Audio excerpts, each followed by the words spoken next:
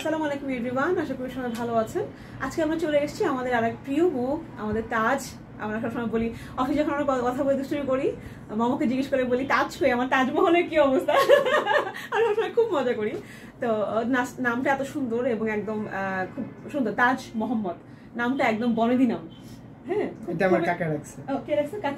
কাকা রাখছে। হ্যাঁ, সো আজ চলে যাচ্ছে আমাদের প্রিয় তাজ। অনেক দিনের চড়াই উতরাই, আসলে অনেক ট্রাস্ট। আজকে থ্যাংক ইউ যে ট্রাস্ট করে শেষ মুহূর্তে অনেক লেট হয়েছে সবকিছু, তারপরে ও ফাইনালি কখনো হাল ছায় নাই, কোনোদিনও বলে নাই। এটা আমাদের জন্য অনেক বেস্ট। একটা আমাকে কখনো বলে নাই বা মমেশে কখনো বলে, শুধু খবর নিস আপু কি করবো, আপু যেতে পারবো তো, আপু হবে তো, দাঁড়াতে পারবো তো, ইনভিটেশন আসবে তো। সো ট্রাস্টটা অ্যাটলিস্ট মানে ফাইনালি করেছে। তো এটা আসলে আমাদের জন্য। আর ওদের আসলে কি হয়েছিল, 4 জন স্টুডেন্টের একই সাথে ওদের হোল্ড হয়ে গিয়েছিল, অনেকদিন পর আমাদের ইউনিভার্সিটি দিয়েছে, কিন্তু একই সাথে বের হয়েছে কিন্তু ইউনিভার্সিটি দিতে পরে। তো এটা নিয়ে আসলে এখন আমি ডিপ্রেশনে চলে গেছি। হ্যাঁ, ও একদম পুরো শেষ। আর যেটা হয়েছে আসলে আমাদের ইউনিভার্সিটিকে পোক করা ছাড়া কিছু বলার নাই। তুমি আমাকে বলতে পারো আপু এটা বলতো, কিন্তু আমি তো আসলে ইভেন আমি একটা কথা বলি, আমি আফটার 2 বছর ধরে ঘুরতেছি এবং আমার পাসপোর্টে ইন্ডিয়ান ভিসা করা আছে। আমি বাইরে ইউরোপে যাওয়ার জন্য চেষ্টা করতেছিলাম, যে আমার ভাই বলতেছিল যে তুই হ্যাঁ। তারপরে 2 বছর ঘোরার পরে ফাইনালি ফ্রেন্স থেকে আমার আল্লাহ আসলে এটা আমি সবসময় বলি কি তার জানো, আমি বলো না, আল্লাহ রিজিক যেখানে রাখছে তোমার সেইখানেই যেতে হবে, ঘুরে ফিরে ওখান থেকেই হবে দেখবা। সো এইটা আল্লাহ আসলে রাখছে এখানে, হয়তো এখান থেকে অন্য কোথাও যাবা, রাশিয়া যাচ্ছ আফটার স্টাডি, মাস্টার্স করতে অন্য কোথাও চলে যাও, ভালো কান্ট্রি চলে যাও, বা ক্রিয়েটিভসের প্রোগ্রামগুলো আছে সেখান থেকে চলে যাবা। সো এটা আসলে অপরচুনিটি। আজকে তাদের অপরচুনিটি বলতে, আজ তুমি কোন ইউনিভার্সিটি যাচ্ছ, কোন প্রোগ্রামে যাচ্ছ? আমি রাশিয়া স্টেট ইউনিভার্সিটি ইন্টেলেকচুয়াল প্রপার্টিতে যাচ্ছি, প্রিপারেটরি কোর্সের জন্য যাচ্ছি। 1 বছরের কোর্স, তোমাদের আসলে হবে আসলে 9 মাস, এখন সময় তো শেষ। আর তোমার ব্যাকগ্রাউন্ড কি ছিল? ব্যাকগ্রাউন্ড ছিল আমার কমার্স ছিল। এইচএসসি কত শেষ করেছিল? 19 শেষ করে, তার মানে হচ্ছে 3 বছরের। না আমি এইচএসসি 21 না আমি বলি, এইচএসসি ছিল 2017 তে, এইচএসসি 2019, 5 ইয়ার স্টাডি। 5 ইয়ার স্টাডি। আচ্ছা, আমি সরি, আমি ভাবছি মনে থাকে না তো। 5 ইয়ার স্টাডি, আলহামদুলিল্লাহ। সো গত বছর আমাদের একটা স্টুডেন্ট ছিল, ও 14 5 ইয়ার স্টাডি গ্যাপ নিয়ে আমি অনেক টেনশনে ছিলাম যে হবে কিনা। আসলে অ্যাম্বাসিডার বলবে যে 5 ইয়ার স্টাডি কেন কি করছো, আমাকে প্রুফ দেখাও। বেসিক্যালি হচ্ছে কি, তোমার তো ইংলিশ ভালো ছিল, সো ওইটাতে আমাদের কনফিডেন্স ছিল যে তোমার ইংলিশ ভালো, তুমি প্র্যাকটিসটা করেছো। ইভেন লাস্ট টাইম আমি বকাও দিছো অনেক, যে অফিস যখন বলছে প্র্যাকটিস, ও বলছে যে কনফিডেন্ট, আপু আমি পারবো। কিন্তু ওই যে কি হয়, সামনাসামনি না দেখলে আসলে টেনশনটা বেশি থাকে। আমি তো টেনশনে শেষ যে আইটো মনে হয় প্র্যাকটিস করলে ভালো হতো, বাট ওর আসলে প্র্যাকটিস আগে থেকে। ও বলছিল যে আপু আমাকে ইংলিশ নিয়ে ধরলে আমার কোনো প্রবলেম, আমি ইন্টারভিউ খুব ভালো করবো, শুধু আমার ইম্প্রেশনটা আসুক আর আমি সিরিয়ালটা পাইলে হয়। শুধু টেনশন ছিল সিরিয়ালটা পাইলে হয়। কবে থেকে সিরিয়াল দিয়ে আসছে, সেটা আগে ব্যাপার। বরিশাল থেকে সিরিয়াল দেওয়ার জন্য চলে আসছে। হ্যাঁ, তুমি কতদিন ওয়েট করছো। মজার কথা হচ্ছে তাদের এমবাসির সামনে ফ্রেন্ডও হয়ে গেছে, অনেক ফ্রেন্ড হয়ে গেছে। সো সিরিয়াল দিয়ে আড্ডা দিতে হয়ে গেছে। এনিওয়ে, তোমার ইন্টারভিউ কি প্রশ্ন জিজ্ঞেস করেছিল, কেমন ছিল? বেসিক প্রশ্ন করবে আপনাকে যাওয়ার পরে, হয়তো বাংলায় বলতে পারে এমবাসিডার, কিন্তু আমাকে বলছে বসুন। বাংলায় বলছে? বাহ, আমাকে বলছে বসুন, আমি বসলাম। তারপরে আমার ফাইলগুলো নিল, ও নিজে দেখলো আর প্রশ্ন করতে থাকলো। একটা করে দেখার প্রশ্ন করে। হ্যাঁ, নেম জিজ্ঞেস করলো, ফাদার্স নেম, মাদার্স নেম, কেন রাশিয়াতে যাচ্ছি, ওয়াই রাশিয়া, তারপর কেন এই ইউনিভার্সিটি চয়েস করলাম, কেন মস্কোতে যাচ্ছি, মস্কো তো রিস্ক, যদি হামলা হয় সর্বপ্রথম মস্কোতেই হবে, তুমি কেন মস্কোতে যাচ্ছ। তারপরে দেন বলবে, তারপর আপনার সার্টিফিকেট দেখতে পারে, সার্টিফিকেট দেখার পরে আপনাকে একটা প্রশ্ন করবে, আবার বলবে যে যদি স্টাডি গ্যাপ থাকে, কেন স্টাডি গ্যাপ, রিজন দেখবে, কি করেছো রিজন দেখবে, প্রপারলি রিজন দেখাতে হবে। তো বেসিক্যালি তুমি যেটা বলতে চাচ্ছ, বা আমাদের স্টুডেন্ট বাকি যারা বলছে আসলে বেসিক প্রশ্ন করে, দুই একটা প্রশ্ন না ছাড়া, যেমন পার্সোনাল কিছু প্রশ্ন ছাড়া বাকি সবই আসলে ওই যে আমরা যেরকম গদ্বাতে প্রশ্ন দিয়ে আনসার, ওখান থেকে আসলে কম পড়ে যায়। কিন্তু ডেলিভারিটা আসলে ইম্পর্টেন্ট, আপনি প্রশ্ন বুঝতে পারছো না। কারণ বাট যখন অ্যাম্বাসিডার আপনাকে যেটা বলবে ওটা শুনতে হবে। আপনাকে যদি নরমাল ডেলিভারি দিতে চাচ্ছে, আপনি নরমাল ডেলিভারি নেবেন। তাদের যেটা হয়েছিল, আপনাদের সবাইকে বলি, ওর একদম সময় কম ছিল, তো আমরা এখান থেকে মোটামুটি মেন্টাল প্রিপেয়ার্ড হয়ে গেছিলাম, এবং ও একদম পকেটে টাকা নিয়ে গেছিল যে আপু আমি এক্সপ্রেস নিব। বাট যাওয়ার পরে ওর হচ্ছে 4 তারিখ দেখার পরে ওকে বলছে নো, তোমার you have enough time. So আমাদের টেনশনের শেষ। কিন্তু ওদের ল্যাঙ্গুয়েজটা বুঝে যায় না, ওদের আরাবিক টাইপের অ্যাকসেন্ট একটু ডিফারেন্ট, মানে জিহ্বা সামনে নিয়ে এসে কথা বলে। হ্যাঁ, ওদের অ্যাকসেন্ট ডিফারেন্ট। আমার সুযোগ হয়েছিল রাশিয়ান এম্বাসিতে 2 বার যাওয়ার। এটা হচ্ছে তোমার 18-19 দিকে বোধ হয়, তখন হচ্ছে যে অথরাইজেশন পাসপোর্ট ডেলিভারি করার জন্য। তো আমার স্টুডেন্ট খুব সিক ছিল তখন, পাসপোর্ট ডেলিভারি না, আমি নিজেই ওদের অর্ধেক কথা বুঝি না। ভেতরে ঢোকার পর যেভাবে আমাকে প্রশ্ন কাকে বলে, মনে হয় যে আমার ইন্টারভিউ নিয়ে ফেলতেছে, যখন আমি কেন সেই, কারণ একটা পাসপোর্ট দেওয়া তো সহজ ব্যাপার না, ওদের কাছে এটা দিয়ে দেয়। সো তখন আমার মনে হয়েছে যে আমি যদি না বুঝতে পারি ওদের প্রশ্ন, তাহলে আমার স্টুডেন্টগুলোর মানে কি বড় কষ্ট হয়। এটা হচ্ছে ব্যাপার। আর তোমার যে নতুন যারা যাচ্ছে অনেকেই মনে করে যে এখন অ্যাপ্লাই করলেই মনে হয় ভিসা, তুমি তো দেখতেছো এবার যে কোনো স্টুডেন্ট স্ট্রাগল করতে হবে, এখানে ফলো করতে হবে কি কি রুলস আছে, তারপর আপনার এমবাসিতে সিরিয়াল দিতে হবে, অনেক নিয়ম কানুন, এটা একদিনের ব্যাপার না।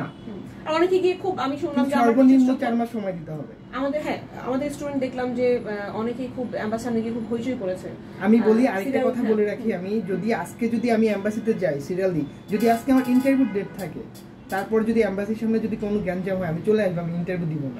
এটা উচিত, এটা আমি বলবো সবাইকে যে ওরা ইন্টারভিউ দিবে না, ওই দিন চলে আসবে।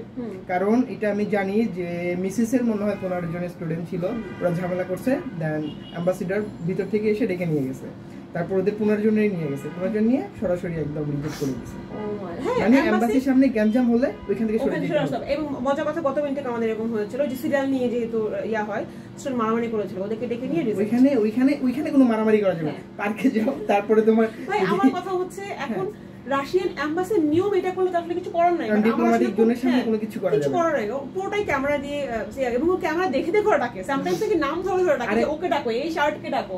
এটাও আমাকে বলেছে দারুণ একদিন বলেছে। আরেকটা কথা যে ইন্টারভিউ দেওয়ার আগে তো সবাইকে দেখে, ও কিন্তু এখানে বসে মনিটরিং করে কি করছে, যে কাকে আমি দিব, কিন্তু আগে থেকে সিলেক্ট করে রাখে আমি কাকে ভিসা দিব।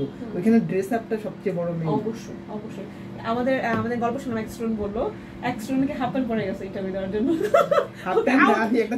আর একটা কথা বলি, আমাদের ইন্টেলেকচুয়াল প্রপার্টির একটা ছেলে ইন্টারভিউ ছিল, আমি যেদিন ছিলাম, নাম বলবো না আমি, মজার কথা, ওর ইন্টারভিউটি ছিল, ও কি করছে, ফুল হাতা একটা গেঞ্জি পরে আসছে, টান একদম গেঞ্জি পরে আসছে, বলতেছে ভাই এটা কিন্তু ম্যান্ডেটরি না। আমি বললাম ভাই তুমি এটা কি করলা, তুমি তো ইন্টারভিউ দিলা, ইন্টারভিউ দেওয়ার জন্য, তারপর ও আর রিজেক্ট হয়েছে না, রিজেক্ট দেয় না, তারপরে দিছে। ও মাই গড। সো মানে তার যে কথাগুলো বললো এগুলো একদম বাস্তব। হয়তো আমরা একটু অফিশিয়াল ভাষা বলি যে বি ফর্মাল, জি ফর্মালে যাবে, কিন্তু মানে এক্সট্রা না, টাই করতে হবে, এরকম সুন্দর পড়তে হবে, সুন্দর একটা প্যান্ট, একটা জিন্স, এবং পয়েন্টেড শু, হ্যাঁ এরকম, এবং দেখতে একটু যাতে একটা স্টুডেন্ট, আপনি স্টুডেন্টের মতো মনে হতে হবে। আর সবচেয়ে বড় কথা কি আসলে জানেন, এমবাসি যদি রুলস করে, এমবাসি চাইলে আপনাকে ভিসা দিতে পারে, না দিতে পারে, এটা পুরোটাই এমবাসির উপরে, আপনার আমার হাতে কিছু নাই। আপনাকে ভিসা দিবে কিনা এটা আগে থেকে এমবাসি ইন্টারভিউ আগে থেকে সিলেক্ট করে দেখে মোটামুটি দেখে, বাইরে থেকে দেখে, প্লাস ভিতরে যাওয়ার পর কথা বলে, ড্রেস আপ দেখবে, আপনাকে জিজ্ঞেস করবে আপনার ঘড়িটার দাম কত, ঘড়িটা কোথা থেকে কিনছেন, এই সেই ভোগ করতে, মানে ওরা সব বলবে, ওরা বুঝে আসলে। আর বেসিক্যালি কি হয়, যখন প্রতিদিন আপনি আরেকটা স্টুডেন্ট ছিল, বলতেছে যে স্যার আমি তো প্রায় 20 থেকে 30 দিন আমি এমবাসির বাইরে ওয়েট করতেছি, এন্ড আমি এইখানে থাকতেছি, ঘুমাইতেছি, বলতেছে যে তুমি তো রাস্তার কুকুর, you are street dog, direct বলে দিচ্ছে। এখানে কেন থাকতেছো, এখানে তো যারা বিদেশে যাবে, যারা তো ফকিররা যাবে না বিদেশে, যারা রিস্কি তারা যাবে, তুমি কেন থাকতেছো এমবাসির সামনে, আমি থাকার জায়গা না। Oh my god, so it's a very embarrassing. একটা হচ্ছে কি, ধরেন রুলসটা কিন্তু আমরা ব্রেক করি। আমরা স্টুডেন্টটা শুনলাম 12টার সময় গিয়ে সিরিয়াল ধরে, কেন 12টার সময় গেছে, আমি 8টার সময়, আমার এমবাসি বলে 15টায়, আমি 8টায় যাই, দোষ তো আমাদের, দোষ কিন্তু এমবাসির না। আমি তুমি বলো, হ্যাঁ সিরিয়াল বেশি, ওরা যেটা করছে অ্যাপয়েন্টমেন্ট, আমার রিকোয়েস্ট থাকবে, যদি আমাদের ভিডিও কেউ দেখেন বা যেখানে হচ্ছে, রিকোয়েস্ট থাকবে অ্যাপয়েন্টমেন্ট সিস্টেম চালু করলে। আমি রিকোয়েস্ট করবো বাংলাদেশের দূতাবাস রাশিয়াতে যারা আসে, তারা একটু যদি এটা নিয়ে যদি চিন্তা ভাবনা করে অ্যাপয়েন্টমেন্ট করে দিই, তাহলে এত গ্যাঞ্জাম হবে না, যাদের অ্যাপয়েন্টমেন্ট তারা চলে যাবে ইন্টারভিউ দেওয়ার। রাইট। আর একটা রিকোয়েস্ট হচ্ছে ভাই, আমার সকাল 15টায় ইন্টারভিউ, আমি 8টায় যাই সিরিয়াল দিই, যত নাম্বার সিরিয়াল দিই, তাহলে কি তারও কষ্ট কম, এমবাসির সামনে ঝামেলাটা কম। তো এইটা হচ্ছে ব্যাপার আর কি। এনিওয়ে আলহামদুলিল্লাহ আমরা সবাই আসলে অনেক খুশি। তাদের ক্রিসমাস কি খুব জ্বালাইছে, আমি ধন্যবাদ দিতে, বিশেষ করে মোমো ম্যাম, কারণ আমি যতবার তাকে ফোন দিছি, আমি সবসময় তাকে পাইছি, যতবার মেসেজ দিছি সে আমার মেসেজে রিপ্লাই করছে। আমি সবচেয়ে বেশি ধন্যবাদ দিতে মোমো ম্যাম বলছে, ম্যাম তাদের কিন্তু ও কিন্তু আগে থেকে খুব টেনশন করতেছে, কারণ ওই তো আমাদের দেরি হচ্ছিল যে ইনভিটেশন আসবে, কারণ অনেকের একই সময় হয়ে গেছে, ওদের একই সময়, আমি যতবার তাকে নক করছি আমি রেসপন্স পাইছি, তার থেকে একটু আমি ভরসা পাইছি, ও খুব টেনশন করছে যে তাজ একটু ওয়েট করেন, আপনাদের চলে আসবে। আমি আবার বলছি যে আপু আমার তো চলে আসতেছে না, আপনি কি ফেব্রুয়ারির জন্য চেষ্টা করবেন? হ্যাঁ এটাও বলছে আমাকে, বলতেছে তোমার তাহলে আরো লেট হয়ে যাবে, তুমি এটার জন্য ওয়েট করে তোমার ডেফিনেটলি চলে আসবে। ও যতবারই তুমি কোথাও ফোন কল করছো, ম্যাম একটু দেখেন না তাদের ইনভিটেশনটা কবে আসে, ম্যাম একটু দেখেন না। সো আসলে এটা আমাদের সব বাচ্চার কাছে আমাদের প্রিয়, বাট থাকে কিছু যে ইয়া করতে হয়। আমরা আসলে মিস করবো তোমাকে, পুরো ব্যাচটাকেই খুব মিস করবো, কারণ এতগুলো স্টুডেন্ট আমার চলে যাচ্ছে একসাথে এক ব্যাচে।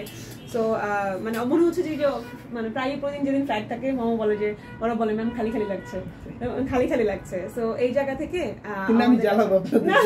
অলওয়েজ বাবা অলওয়েজ, আমি যদি বেঁচে থাকি যতদিন, আমি যতদিন আছে যতদিন বেঁচে থাকি, যদি করতে পারি যাও ইনশাআল্লাহ, যদি জবের কিছু হেল্প করা যায় যা করা যায়। বাট আমার রিকোয়েস্ট থাকবে তোমাদের কাছে, প্রিপারেটরি কোর্সটা করলে বিশেষ করে তোমার লাইফ সেট হবে। হ্যাঁ, প্রিপারেটরি কোর্সে 2 মাস সময় দাও, 2 মাস যদি তুমি সময় দাও, ল্যাঙ্গুয়েজটা একটু বেসিক, জব আছে ইনশাআল্লাহ। আর আমার ভালো বাচ্চা কাচ্চা আছে ওখানে, অনেকেই অনেক ভালো, অনেক হেল্পফুল আছে, ওই চেষ্টা করো। চলো ভিসা করতে দেখি একটু।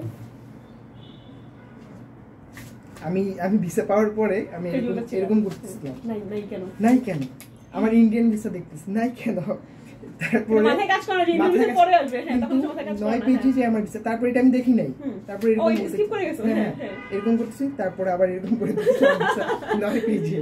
হ্যাঁ, এটা হচ্ছে কাজের ভিসা, আসলে আমাদের ভিসা কপি, কাজের না, আমাদের ভিসা কপি। কাজ পাওয়া মানেই তো হচ্ছে আসলে আমরা সবাই মিলে ভিসা পেয়েছি।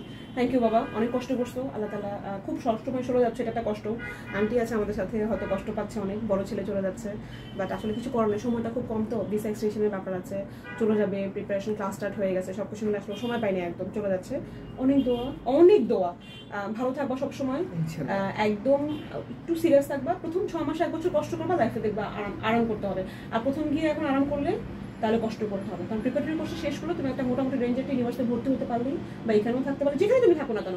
আর তোমরা হচ্ছে 3 মাস একটু কষ্ট করো, যেহেতু অ্যাকোমোডেশন দূরে, 1 মাস কষ্ট করে চলে আসবা, কাছাকাছি কোনো অ্যাকোমোডেশন পেলে চলে আসবা, কোনো সমস্যা নেই। আর সাবধান থাকবা, আমরা তো আছি। সবাই আমাদের বাচ্চাগুলোর জন্য দোয়া করবেন, তার জন্য দোয়া করবেন, আসলে সত্যিই খুব কষ্ট করেছে, অনেক টেনশন ছিল বাচ্চাটা। সো ওর জন্য ভালো থাকে, ওর ড্রিম যেন ফুলফিল হয়। আর আপনাদের একাডেমিক এলিমেন্ট যে কোনো কিছু, স্টাডি এলিমেন্ট যে কোনো কিছু আমাদেরকে জিজ্ঞেস করতে পারেন, আমরা চেষ্টা করবো সর্বোচ্চ সহযোগিতা করতে। ভালো থাকবে সবাই।